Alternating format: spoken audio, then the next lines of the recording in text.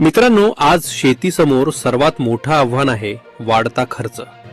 बियाणे, खते, औषधे, मजुरी आणि पाण्याचा खर्च सतत वाढतो आहे.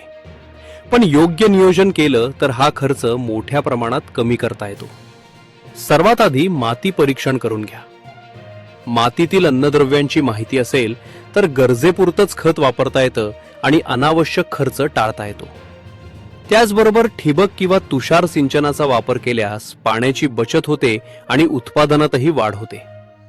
शासनाकडून यासाठी अनुदान उपलब्ध आहे.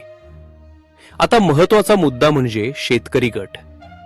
जर 10 ते 15 शेतकरी एकत्र येऊन गट तयार केला तर बियाणे, खते आणि औषधे मोठ्या प्रमाणात कमी दरात खरेदी करता येतात. सामूहिक खरेदीमुळे खर्च कमी होतो. तसेच गटाच्या माध्यमातून शासकीय योजना, अनुदान आणि प्रशिक्षण कार्यक्रमांचा लाभ घेणे सोपे होते. काही ठिकाणी शेतकरी उत्पादक कंपनी FPO स्थापन करून थेट बाजारात विक्री केली जाते. त्यामुळे दलालांचा खर्चही वाचतो. म्हणून शेतीत टिकायचं असेल तर एकट्याने नव्हे तर गटाने काम करा. नियोजन, तंत्रज्ञान आणि एकजूट हीच शेती वाचवण्याची ताकद आहे. अशाच शेतीविषयक महत्त्वाच्या माहितीसाठी चॅनलला लाईक, शेअर आणि सबस्क्राईब करा.